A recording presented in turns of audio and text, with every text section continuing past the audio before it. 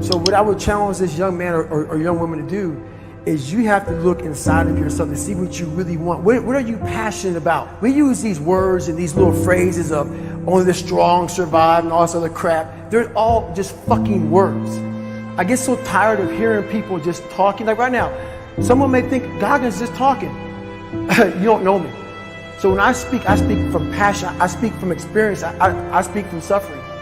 I have to tell this young man or woman that the only way I believe, and this is my experience in life, the only way you're ever going to get to the other side of this journey is you have got to suffer to grow.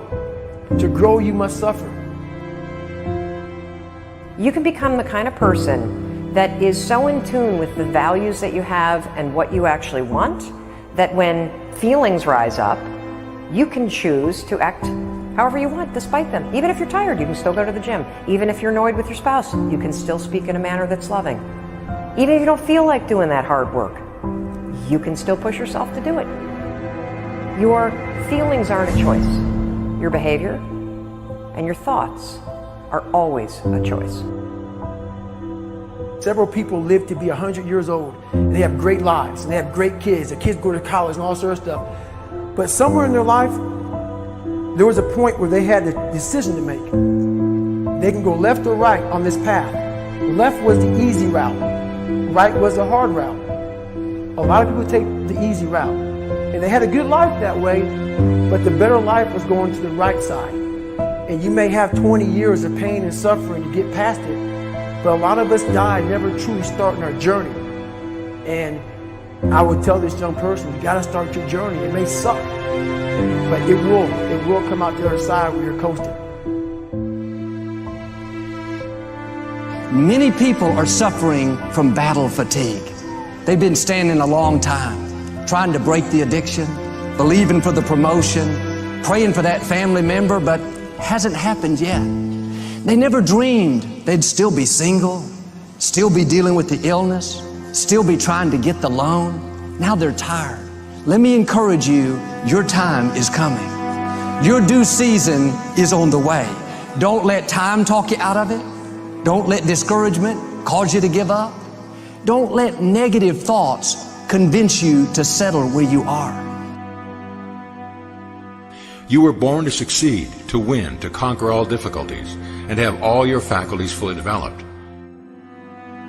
Make up your mind you're going to do it every day, every day, every day, until you don't have to think about it, and then you'll automatically do it. I guarantee you, this idea will change your life. Think about it all day, because that is definitely an idea that will give you results that will stick. No matter who you are, no matter where you are in life, you can take the lid off of your job. If you're wondering if you still have the lid on in your life, here are some clues that's going to let you know that the lid is still on. If you're not excited about waking up in the morning, if you're sitting around bored out of your mind, if you got time to do everything anybody asks you to do, you probably got the lid on. If when you tell your dreams to all your friends, it makes sense to them, you got your lid on, man. Your dreams should not make sense to everybody. You got to say something that make people go, how you gonna do that? That's when you got the lid off. And if I were you, I'd do that. I'd take the lid off. It's not always going to be easy. There are going to be challenges. There's still going to be curveballs thrown at me.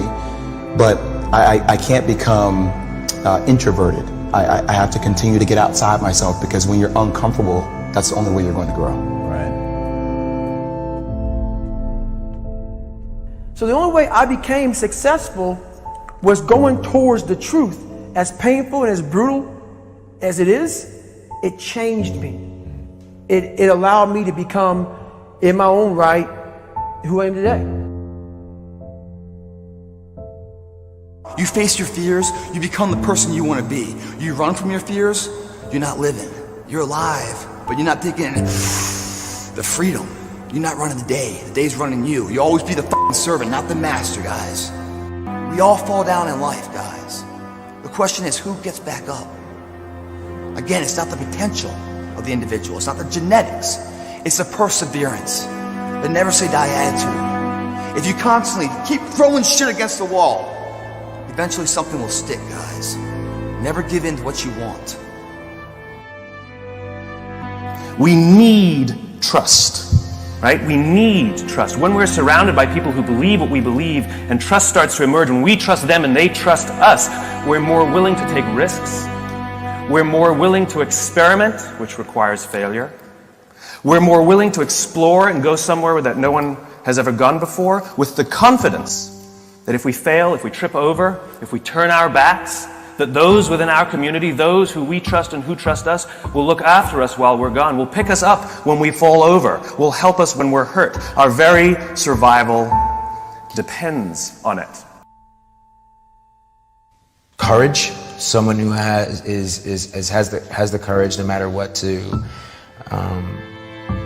believe in something wholeheartedly and follow that with faith and courage to just go. And if I was able to do it, you can too. You know, but you need to start making that choice. You need to make that choice right now for yourself. There are people who have lost their arms, lost their sight. There have been people that have been through the most horrific experiences in life, and they found a way to still be happy because they've made the decision that life is too short to suffer. God will use the foolish things to confound the wise. God can use a man without arms and legs to be his hands and feet, to prove that it's not about Nick. It's not about his ability. It's not about him and his strength and how he speaks all around the world and uses his hands greatly as gestures and body language while he gets excited preaching. It's not about me, it's about Jesus. I didn't write my story. Jesus wrote my story. He knew me before the earth began. And I don't know about you, but yeah, it's good to have a job. It's good to have a relationship and get married and have kids. It's good to have that stuff. But until you find Jesus Christ as your Lord and Savior, there will be always something missing. You can't rely on you because you will fail you every single time, just about. I needed Him, not just because of this, but for my heart, for my mind. By the grace of God, He kept me here on earth, even though I tried to commit suicide at age 10. The bullying at my school convinced me that I was a mistake, that I'd never eventuate to anything. Man, what a lie. When you realize it's just the devil, I say just the devil because the devil's nothing compared to Jesus.